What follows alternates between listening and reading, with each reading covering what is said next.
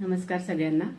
मी Mrs Pallavi निखरे आणि आजचा विषय आणि आजची ॲक्टिव्हिटी आहे माइंडफुल ईटिंग, जाणीवपूर्वक जेवण. म्हणजे काय तर आपल्या शरीराला आपल्याला खाऊ घालायचं आहे. ते कसं करायचं? जेव्हा आज आपण जेवण करू, सकाळी वेळ असेल तर सकाळी आरामात किंवा संध्याकाळी सुद्धा चालेल. जेव्हा आपण जेवण करू ना तेव्हा अगदी कंपल्सरीली कंडिशन आहे त्याच्यासाठी की मोबाईल आणि टीव्ही आपला बंद असलाच पाहिजे. ठीक आहे.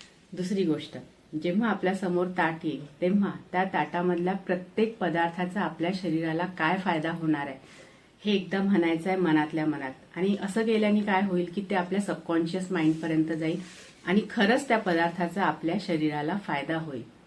त्यानंतर त्या ताटाकडे पाहून त्याचा ॲरोमा फील करा, त्याची टेस्ट फील करा, त्याच्यानंतर त्याचं टेक्स्चर बघा, त्याचा रंग पहा. हे करत करत आपल्याला जेवण करायचं अगदी शांततेमध्ये. आता तुम्ही म्हणाल मॅडम याला तर खूप वेळ लागेल, इतका वेळ कोणाकडे आहे? तुम्ही पहा ना, जेव्हा आपण एखादं सिरियल पाहता पाहता जेवण करतो, अर्ध्या तासाचं सिरियल असेल, अर्धा तास आपण जेवण करत असतो अगदी आरामात. आणि त्या जेवणाचा खरंच फायदा होतो का आपल्याला? काय जेवतो आहे काय नाही काहीच माहिती नसते. आणि या प्रकारे जर जेवलं ना आपण हार्डली 10 ते 15 मिनिटात आपलं जेवण होऊन जाते आणि त्याचे छान फायदे आपल्या शरीराला होतात. घरामध्ये मुलं असेल तर त्यांना सुद्धा घेऊन बसा. कारण की बघा, आजकाल तुम्ही पाहिलं असेल 7वी, 8वी, 9वी मधल्या मुलांना सुद्धा अद्रक कोणता आणि लसण कोणता यामधला फरक खरंच माहिती नाही. तुम्ही म्हणाल की मॅडम असं नाही, आमच्याकडे सगळ्यांना सॉरी लहान मुलांना माहिती आहे. चांगली गोष्ट आहे, पण अजूनही काही घर आहेत जिथे खरंच माहिती नाही. त्यांच्या समोर जर 3-4 प्रकारच्या पालेभाज्या आणल्या तर कशाला काय म्हणतात त्याचे नावं त्यांना माहिती नाही. त्यांना माहिती असते, त्यांना काय माहिती असते, त्यांना पिझ्झाचे प्रकार माहिती असतात, त्यांना नूडल्सचे प्रकार माहिती असतात, चिप्सचे फ्लेवर्स माहिती असतात, चॉकलेट्स कोणते कोणते, आईस्क्रीमचे फ्लेवर्स माहिती असतात. पण जर समजा तुम्ही त्यांना विचारलं की आज ही तू कोणती डाळ खात आहे, तर नाव ते काही सांगणार नाही. कलरवरून सांगतील की हा आज मी पिवळ्या रंगाची डाळ खात आहे म्हणून. त्याच्यामुळे आणि ही त्यांची चूक नाहीये, ही आपलीच चूक आहे. आपणच त्यांना सांगत नाही की याला ही भाजी म्हणतात, आज तू ही भाजी खातोयस, त्याचा असे त्याचे फायदे तुला होत आहेत. त्यामुळे त्याची पण काही चूक नाहीये. परंतु आता मात्र आपल्याला अशा प्रकारे जेवण करायचं आणि खूप आनंद मिळतो. मी माझंच एक उदाहरण तुम्हाला देते. मी मागच्या वर्षी पुण्याला गेली होती एका मेडिटेशन कॅम्प करिता. आम्ही जवळपास 50 लोक तिथे होतो. तर तिथे काय केलं त्या लोकांनी, आमच्या 50ही लोकांच्या हातामध्ये 2-2 मनुके ठेवले आणि म्हणाले की एक मनुका त्याच्यातला खा. असं काही नाही, कोणताही खा, एक मनुका खा. आम्ही सगळ्यांनी खाल्ला.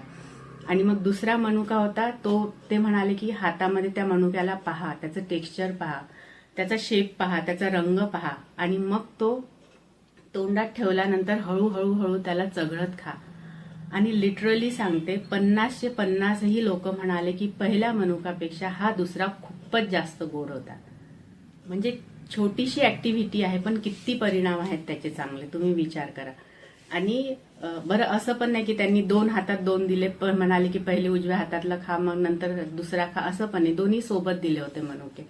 आणि खरंच आपण जेव्हा या प्रकारे जेवण करतो ना तेव्हा एक वेगळाच आनंद असतो. त्याची प्रत्येक पदार्थाची टेस्ट घेत घेत आपण ते जेवण करत असतो.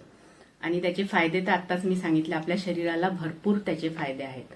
लहान मुलं असतील, अगदी 2-3 वर्षाचे जरी मुलं असतील ना तर त्यांना घेऊन बसा. जर त्यांना रंग समजत असेल तर विचारायचं की आज ताटामध्ये किती रंग आहेत, किती पदार्थ वेगवेगळ्या रंगाचे आहेत, काल किती होते, कालपेक्षा जास्त आहेत की कमी आहेत, वेगवेगळे रंगाचे नावं सांग.